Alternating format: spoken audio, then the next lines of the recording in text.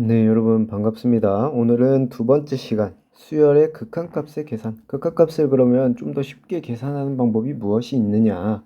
즉, 극한값의 성질을 이제 배우는 시간이 되겠습니다. 근데 사실, 솔직히 말하면 이미 여러분들은 다 배웠어요. 어떤 것에서? 함수의 극한값에서 이미 다 배웠습니다.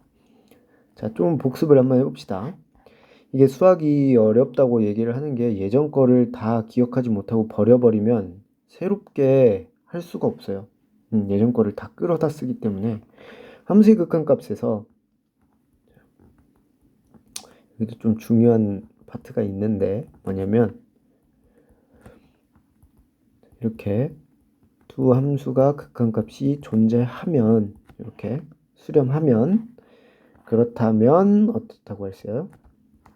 첫 번째 실수배만큼을 곱해도 실수배만큼 곱한다라는 거. 그쵸?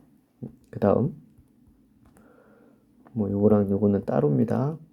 두 번째 더해도 어때요? 더해도 상관이 없었죠. 곱해도 곱하는 것부터 할까요? 더해도 빼도 상관이 없었어요. 어차피 순서대로 다 할 거니까 더해도 또는 빼도 상관이 없었죠. 또는 나누는 것도 심지어 가능했습니다. 그쵸?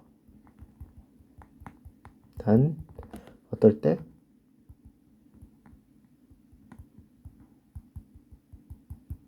0이 아닐 때. 그죠?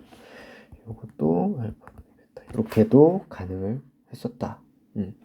자, 근데 지난 시간에서 이미 극한, 수열의 극한을 얘기하면서 사실 AN 뭐 알파라고 하고 BN이라는 수열이 베타로 수렴한다라고 한다면 그렇다고 한다면 사실 얘를 함수로 돌렸을 때 함수의 일부분들이었죠. 그렇죠?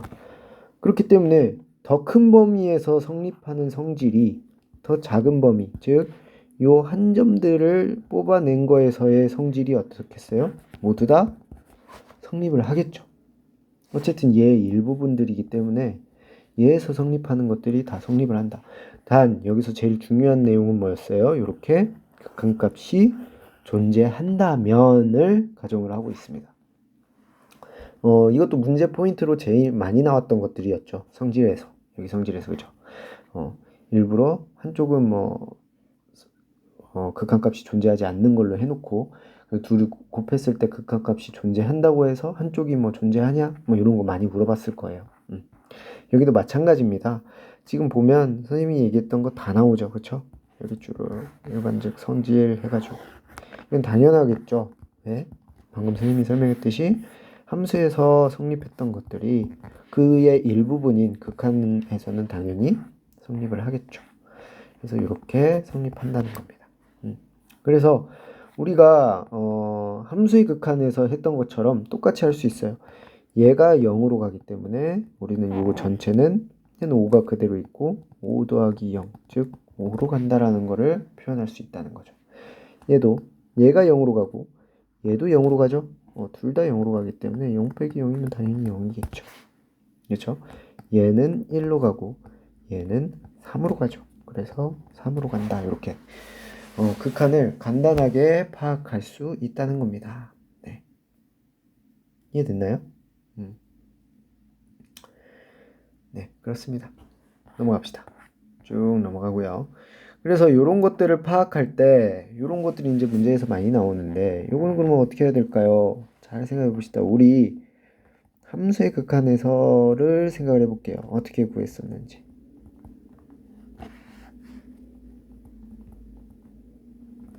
요거 극한값 어떻게 구했어요? 최고차항으로 나눠줬었죠? 최고차항으로 나눠주니까 1 플러스 x제곱분의 2 마이너스 x제곱분의 x분의 이렇게 되잖아요. 그래서 얘 0으로 가고 얘 0으로 가요. 그래서 얘는 2예요. 이렇게 풀어줬었죠. 그렇죠? 똑같습니다. 수열의 극한에서도 사실 똑같죠. 얘의 일부분이기 때문에 얘도 마찬가지로 2로 갈 거잖아요. 그쵸? 그렇게 생각을 해주면 돼요. 풀이 방법도 지금 볼까요? 똑같죠. 완전히. 그쵸? 왜 최고차항으로 나누느냐? 결국에는 왜? 요 성질을 그대로 사용하기 때문에 풀이 방법조차 똑같은 거예요. 결국엔 함수의 극한값을 풀었던 방법을 가지고 수열의 극한을 다 똑같이 풀 수가 있다라는 거죠. 그러면 문제 유형도 이제 보이기 시작할 거예요. 왜? 함수의 극한에서 냈던 것들을 수열로만 바꾸면 문제가 되네 라는 생각을 해야겠죠. 그쵸?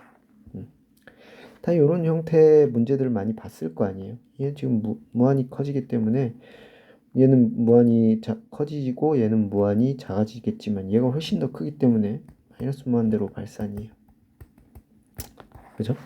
여기도 요 뒤에 있는 것도 사실은 무한히 작아지고 얘는 무한히 커지지만 사실 얘가 훨씬 더 빠르게 증가하잖아요. 그렇기 때문에 이 전체적으로 봤을 땐 그리고 얘도 0을 향해 보내지만 사실 보면 여기 제곱이기 때문에 훨씬 더 빠르게 증가하죠. 그렇기 때문에 전체적으로 봤을 때는 얘는 발산 무한대로 발산이죠. 그렇죠? 사실 이렇게 쉽게 얘기를 할 수 있지만 더 사실은 원론적으로 따지면 얘를 나눠줘야겠죠. 나눠주면 다항식 나누는 거 우리 해봤잖아요. 1학년 때 했나요?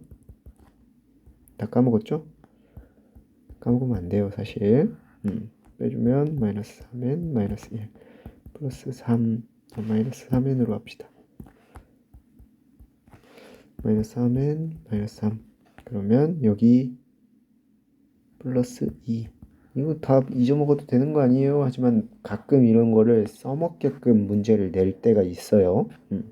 그래서 자 요건 어떻게 표현할 수 있느냐 n 마이너스 뭐야 3n이 아니라 마이너스 3이죠.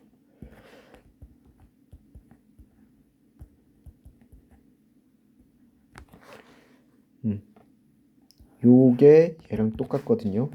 요만큼은 무한히 커지고 요만큼은 어디로 가요? 0으로 가죠.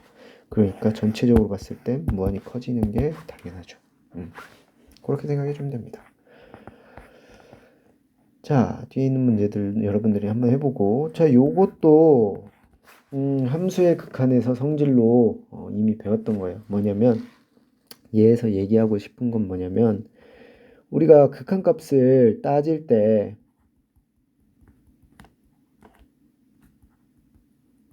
요거 왜 배웠었어요? 뭐 당연한 얘기 같은데 fx와 gx 사이에 hx가 있고 리미트 모든 x에 대해서 그러면 얘도 알파로 갈 수밖에 없다. 뭐 샌드위치 정리, 스퀴즈 lem마 여러 가지 이름이 있다고 했죠. 그죠? 당연히 얘도 알파로 얘도 알파고 그 가운데 껴있는 애는 어쩔 수 없이 알파로 갈 수밖에 없겠죠. 요 내용을 배웠었는데 그걸 수열에서도 똑같이 써먹을 수 있다는 거예요. 네. 수열에서 보면 한 수열의 극한값과 다른 수열의 극한값이 첫 번째 모든 n에 대해서 하나가 더 크거나 같으면 당연히 극한값은 크거나 같겠죠.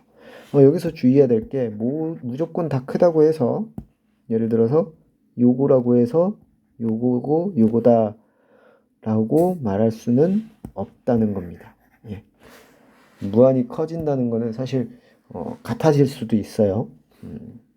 뭐 예를 들어서 이런 것만 해도 쉽죠. n제곱이 더 크기 때문에 분모에선 다 더 작아지죠.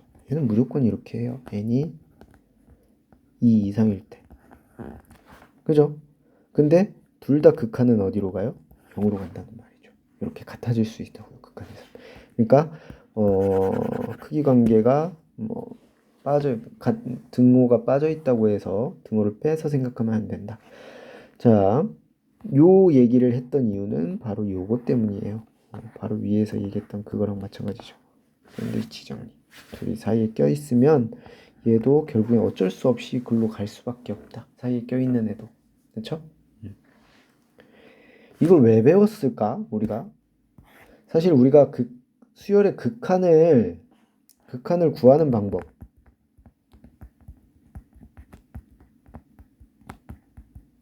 이게 되게 제한적이에요. 그쵸? x분의 1 또는 x제곱분의 1 뭐 또는 x의 뭐 2의 x제곱분의 1 뭐 이런 녀석들은 무한히 커진다. 반대로 말하면 그것 분의 1은 0으로 간다. 이런 거를 이용해서 구하는 것밖에는 구한 적이 없습니다. 그쵸? 구하는 방법이 되게 한정적인데 사실 그런 한정적인 함수를 양옆에다 끼워 넣으면 그 사이에 있는 좀 더 복잡한 함수들의 극한값을 구할 수가 있잖아요, 우리가. 그쵸? 그걸 위해서 사실은 이거를 배웠던 거예요.